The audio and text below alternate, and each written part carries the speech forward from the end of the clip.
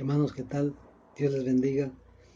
Bienvenidos al quinto periodo de estudio llamado el libro Jueces. El quinto periodo se llama Jueces y el símbolo está hecho por un recuadro con líneas difusas y una nube negra encima de este rectángulo. Tiene un significado, quiere aprender lo que esto significa, pues estudie, vea el video para poder descubrir por qué las líneas son punteadas, qué significa la nube negra, además de incluir algunas letras que van dentro de ese rectángulo.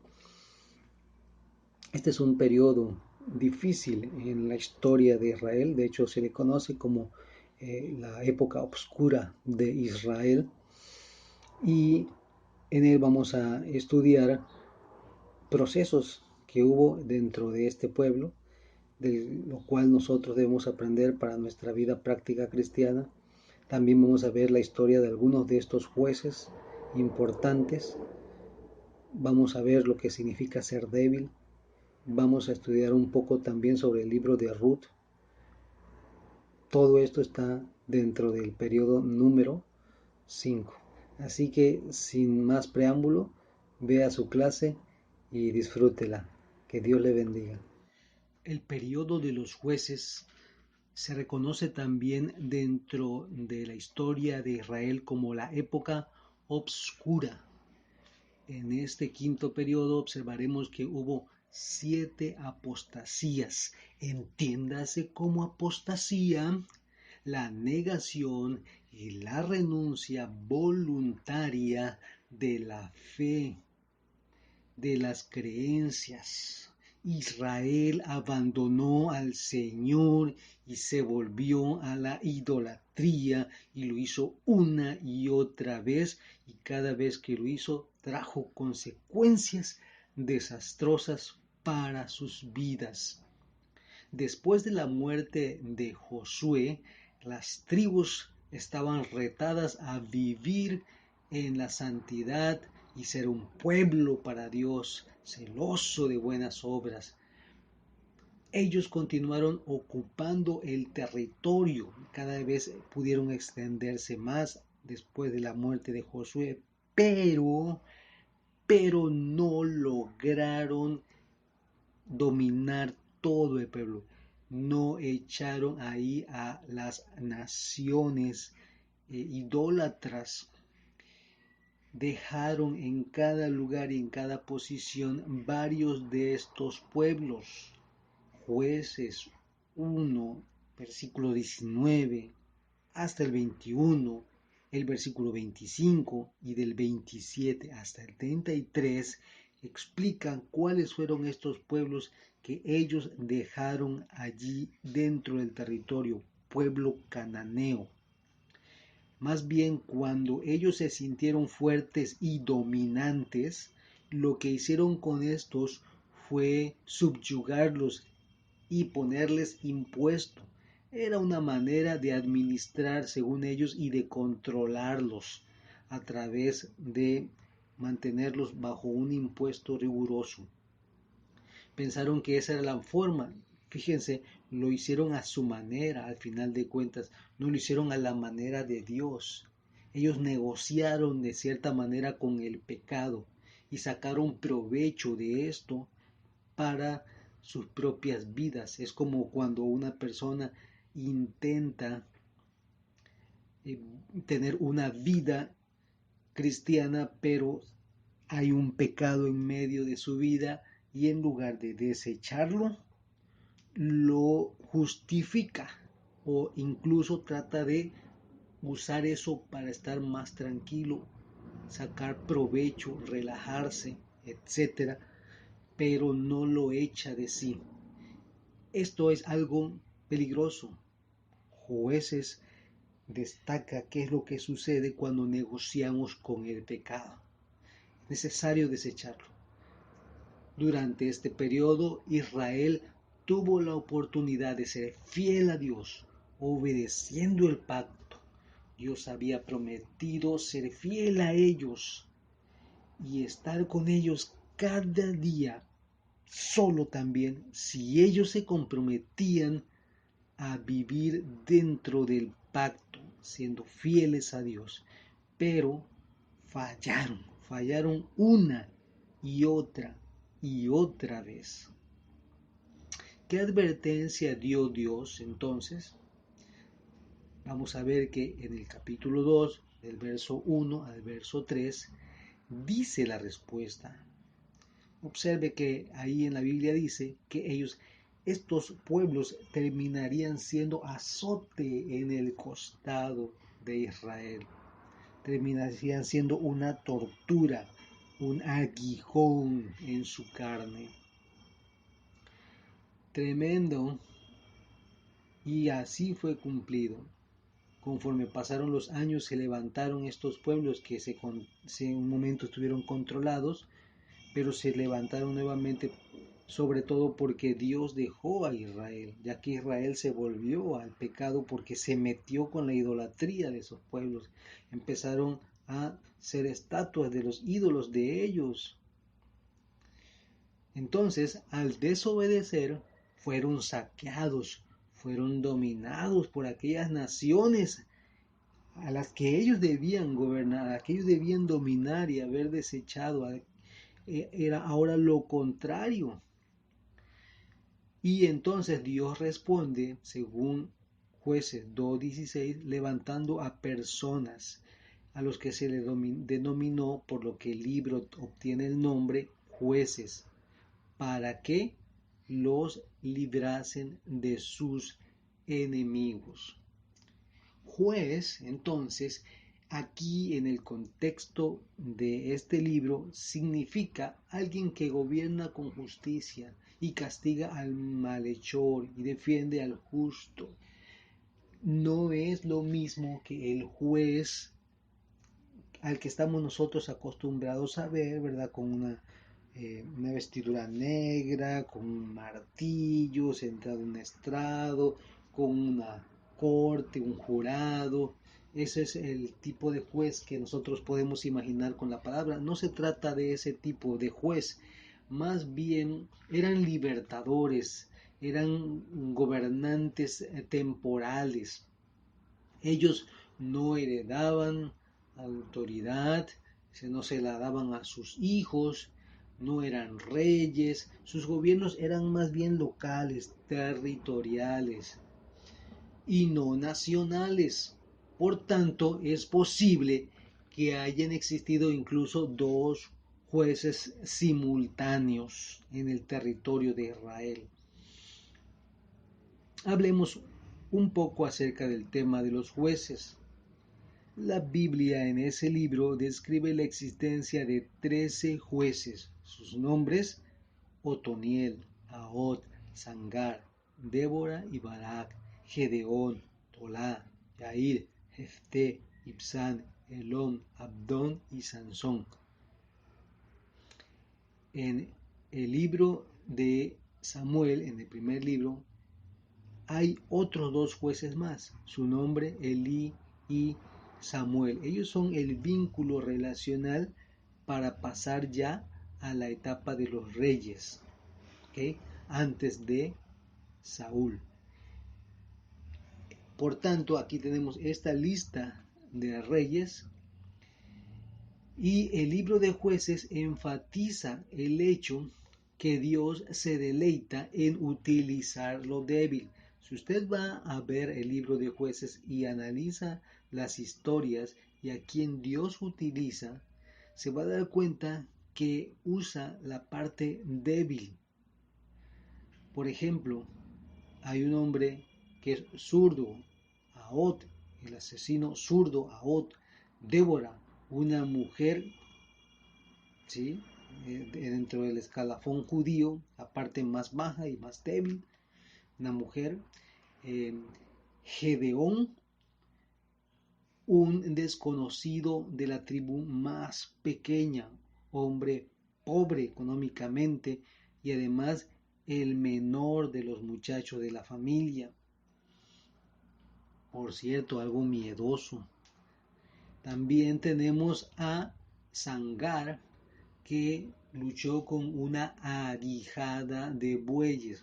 Escuche, dije aguijada de bueyes, que es una herramienta como la que usted está viendo en este momento en la pantalla. Precisamente no es una herramienta de guerra, sin embargo se usó para vencer al enemigo. Gedeón con cántaros, luchando con cántaros y con antorchas, ¿verdad? Entonces, con trompetas, con eso tuvo suficiente para espantar al enemigo. Era Dios trabajando, Dios manifestándose de esta manera con los recursos menos pensados. Dios dio grandes batallas. ¿Quién pensaría que se podía ganar una guerra con cántaros? Pero Dios dio la idea a Gedeón y así fue expulsado el madianita. También vamos a encontrar esta reflexión importante en Primera de Corintios, en el capítulo 1, versículos 26 al 31, veas especialmente el versículo 29,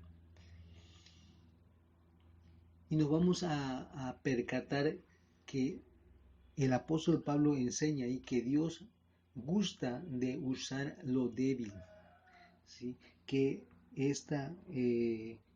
lo que somos nosotros debe hacerse débil, que Dios se complace en nuestra debilidad. ¿Qué debemos de entender con esto de débil o debilidad? Se refiere que cuando cada uno de nosotros reconoce que es mínimo, reconoce su impotencia, su falta de sabiduría, su falta de resistencia, de fortaleza, de ideas incluso, Dios comienza a suplir esto porque esta persona está suplicando, está diciendo yo no puedo, yo no sé, Señor, ayúdame. Y entonces entra en un estado de dependencia. La debilidad nos lleva a la dependencia de Dios. Y eso es lo que Dios quiere, porque Él debe ser glorificado, no nosotros. Es lo que enseña el apóstol Pablo, de tal manera que él mismo dice que la excelencia del poder sea de Dios y no de nosotros. ¿Sí?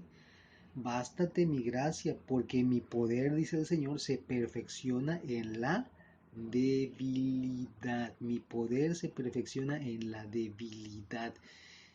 Así que otro ejemplo bíblico, otra manera de ver la vida cristiana es seamos dependientes de Dios y miremos siempre que nosotros en nuestras fuerzas no podemos, pero con Dios en nosotros y adelante de nosotros las cosas se pueden hacer maravillosamente. Dentro de este libro encontramos entonces, como habíamos dicho, 7 apostasías. Este periodo duró alrededor de 400 años, entre el año 1370 y el año 1050. Recordemos que el tiempo de los reyes comienza alrededor del año 1000, ¿verdad? Entonces, o David comienza a gobernar alrededor del año 1000. Bueno, en ese tiempo estamos hablando de la historia del pueblo de Israel, claro, antes de Cristo. Y 7 apostasías que daban como resultado la servidumbre a un pueblo. Cada vez que Israel fracasaba y caía en la idolatría, en prácticas horrendas, entonces un pueblo dominaba a Israel y lo hacía su siervo. Vamos a ver entonces que existe un patrón repetido, 4 pasos, 4 puntos. Número 1.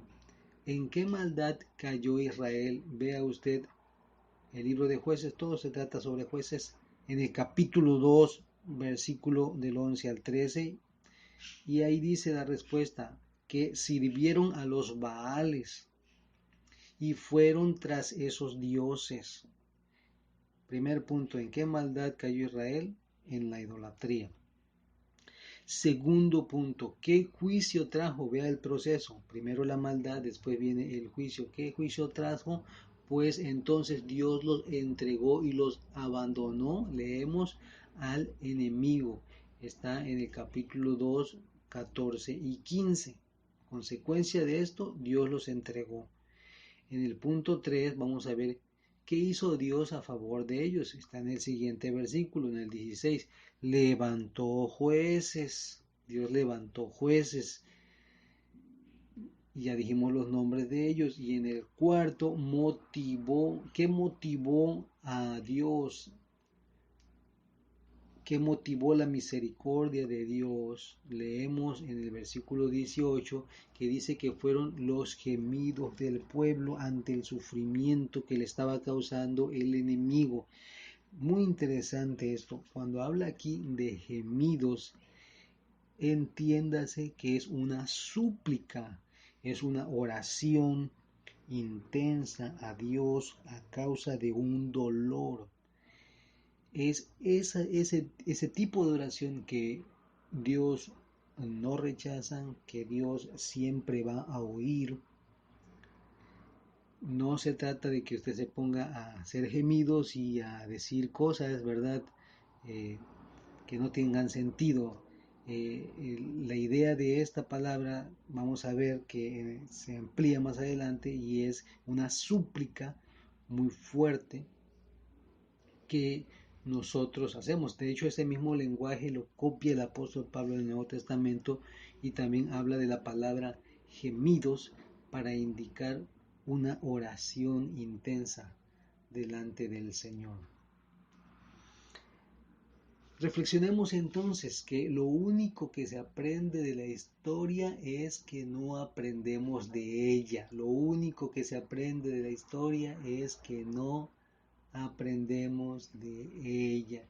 Entonces, vea usted Jueces 2, 19 al 20 y se va a dar cuenta de esto.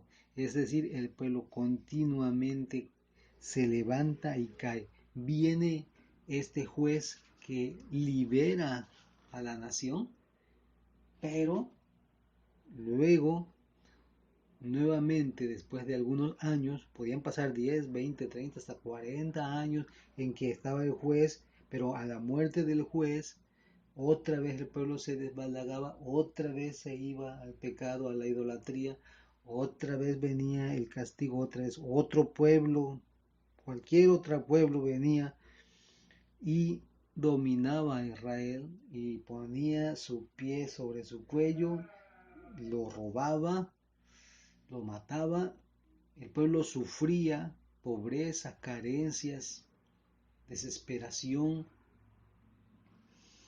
y entonces eran rescatados por medio de un juez, oraban, luego venía el rescate por medio de un juez, pasaban un tiempo en paz y volvían otra vez. Así que estas apostasías finalmente fueron 7. Hasta aquí vamos a dejar la clase de hoy. La próxima clase vamos a ver específicamente algunas historias de los jueces más importantes que para nuestro periodo vamos a hacer énfasis en Gedeón, en Débora y en Sansón. ¿De acuerdo? Y así vamos a concluir la próxima semana con la segunda parte del periodo de los jueces. Póngale mucha atención al símbolo, observe que el símbolo es un recuadro borrado, las líneas son, vamos a decir así, entrecortadas, difusas, porque simbolizan que en ese tiempo el territorio de Israel se volvió permeable, es decir, las fronteras se violaron, no había límites exactos entre un pueblo y otro, porque Israel muchas veces perdió el control y vamos a encontrar también ese periodo oscuro de la historia simbolizado por esa nube negra en la parte de arriba del rectángulo y vamos a explicar también la simbología, el número 7 que ya lo explicamos, que son las 7 apostasías y la letra P de pecado, luego de súplica, de sufrimiento, de súplica y finalmente de salvación. y abajo las tres iniciales más importantes, la D de Débora, Gedeón y la S de Sansón, que son los tres jueces que vamos a profundizar más en sus obras. Muy bien, pues quedamos de acuerdo entonces. Nos vemos la próxima semana. Que Dios le bendiga. Estudie, prepárese y reflexione sobre este importante libro.